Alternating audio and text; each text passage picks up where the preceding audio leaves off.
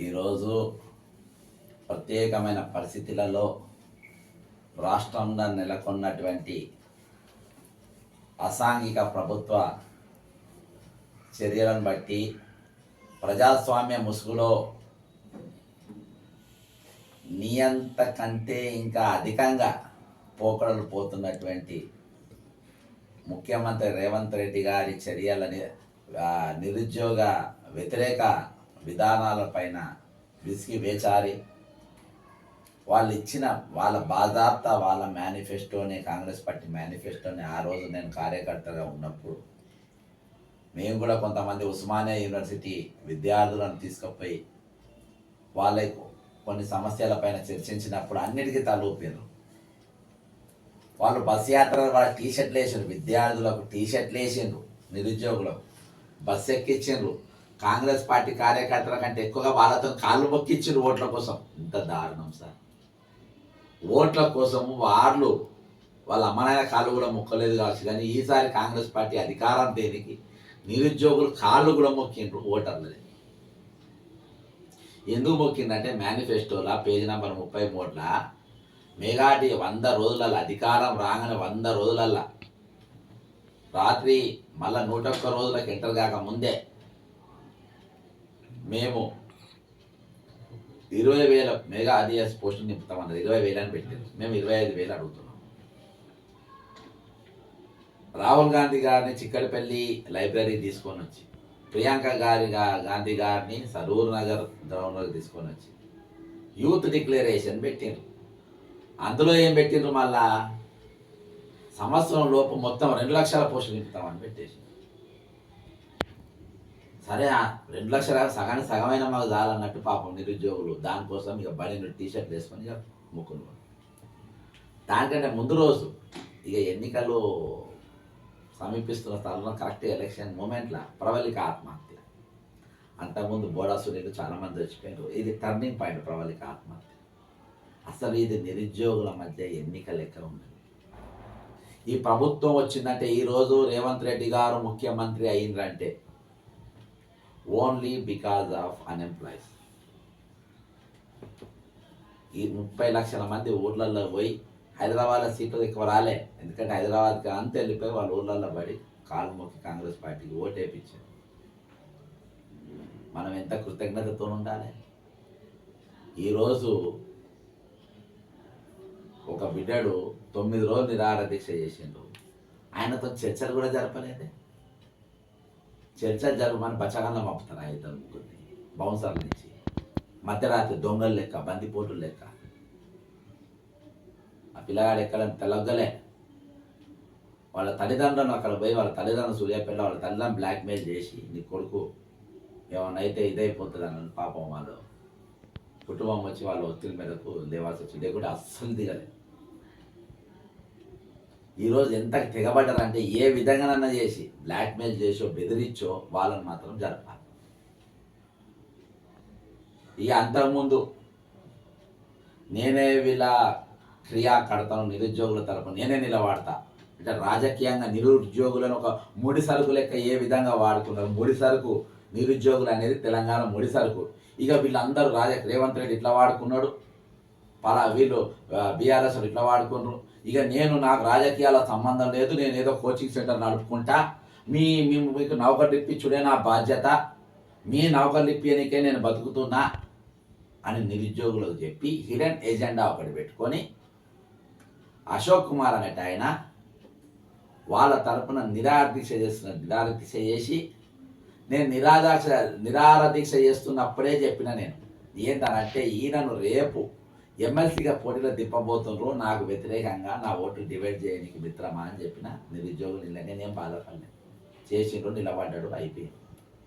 నిరాహార దీక్ష చేసిండ్రు. 3 రోజుల నిమ్మరసం ఎవరిచ్చిందంటే నిమ్మరసం మన మధ్యరాత్రి దొంగ లెక్క, బండిపోటు దొంగ లెక్క గాంధీ దవాఖానకు వచ్చి వాళ్ళు ఎవరు లేరేమో ఆ పిల్లగానితో నిమ్మకాయ రసం దాయిపించి లేపుదాం అనుకొని వచ్చిండే ఆయన్నే ఈయన నిమ్మకాయ రసం దాయిపించి బల్మూరు వెంకట్.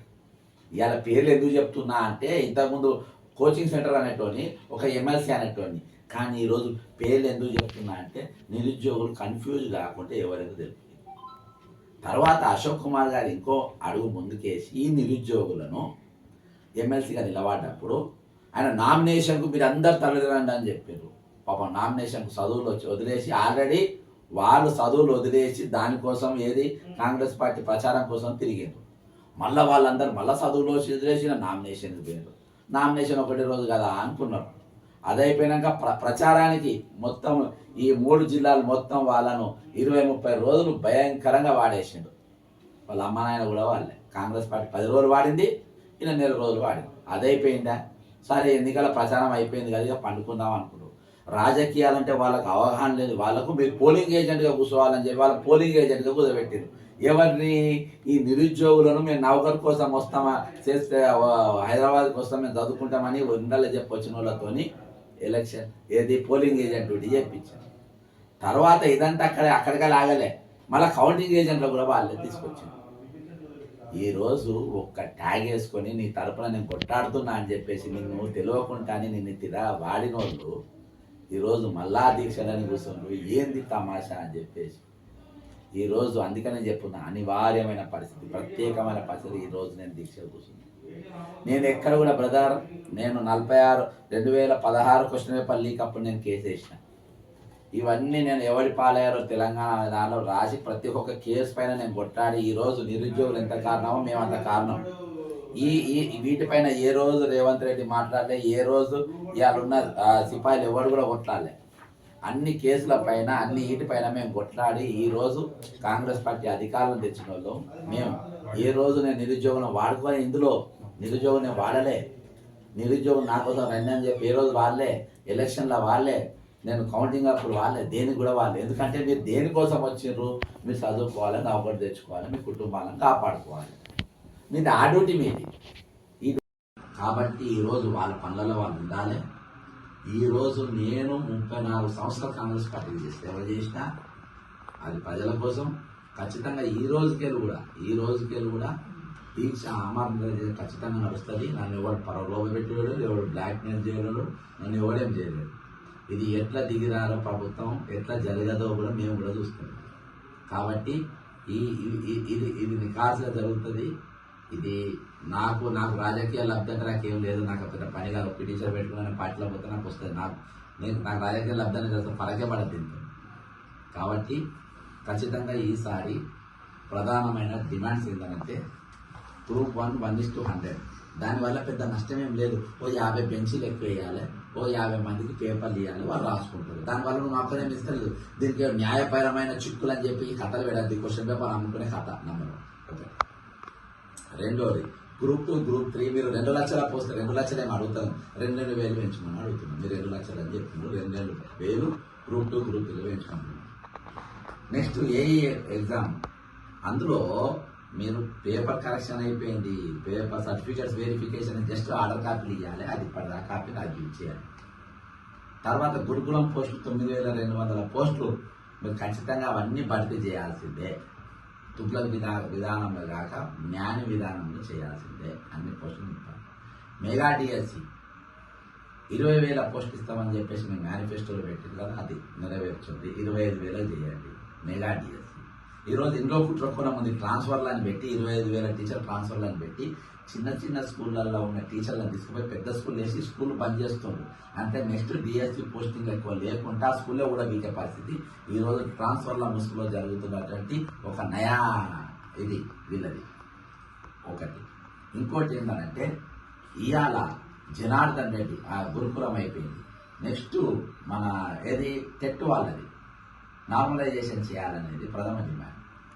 అది చేయకుండా దీనికి ఇదే ఉండేది. డిఎస్సి పరీక్షకు 3 నెలలు గడువు ఇవ్వాలి, డిసెంబర్లో పెట్టి. ఇవన్నీ చిన్న 2 నిమిషాల పని భారం ఏం పడుతుంది?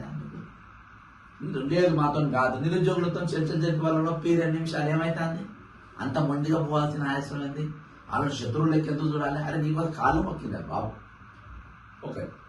ఇంకోటి ఏంటంటే జనార్దన్ రెడ్డి అనేటోడు ఎవరైతే పేపర్ లీక్ చేసిండ్రో ఆయనను ఎందుకు వదిలేసినావు రేవంత్ రెడ్డి గారు? మీరు ఆయన చేయబట్టి ప్రవళిక ఆత్మహత్య చేసుకుంది. ఆయన చేయబట్టి 30 లక్షల మంది విద్యార్థులు నష్టపోయినరు. ఆయన మీద నువ్వు యాక్షన్, ఆయన మీద అక్కడ ఉన్న సిబ్బంది మీద ఇంకా ఎందుకు యాక్షన్ తీసుకోలే? ఇంకా సిబ్బంది క్వశ్చన్ పేపర్ లీక్ చేసిన సిబ్బంది అందులో ఎందుకుంది? నేను ఓటుకు నోటు కేసులో అరెస్ట్ చేసినటువంటి ఆరాడున్న మహేందర్ రెడ్డి టీఎస్పీ చైర్మన్ గారు ఎందుకు పెట్టినావు? దానికి గల కారణాలేంది? ఒకటే సంవత్సరం ఉందని చెప్పినా ఆయనకి ఇదే విధంగా ఎందుకు కొనసాగిస్తున్నావు? మీ దీని వెనుక ఉన్న మతలబ్ ఏంది? కాబట్టి అనుమానాలు కాదు, పక్కా మీరు 1:50 అని గట్టిగా కూర్చున్నట్టే ఏది గ్రూప్ 1 పోస్టులు కాక 63 అదనంగా పోస్టులో ఇంకా కొన్ని పోస్టులు మీరు ఆల్రెడీ అది అమ్ముకొని డిసైడ్ అయింది కాబట్టి మీరు 1:50 అనేది గట్టిగా పట్టుకుని ఉన్నాడు. కాబట్టి ఈ డిమాండ్స్ అయ్యేంత వరకు మేము దీక్షలు కొనసాగుతాం, వికాస కొనసాగుతాం, గాంధీ మార్గాన్ని కొనసాగుతాం. ఖచ్చితంగా ఎవరి ఒత్తిడి మా పైన ఉండదు, ఎందుకంటే మేము ఇండిపెండెంట్లో మాకు రాజకీయ అవసరాలు లేవు. ఎవరితో నిరుద్యోగంలో వాడుకునే అవసరం అంతకంటే లేదు. జై తెలంగాణ, అమరవీరులకు జోహార్.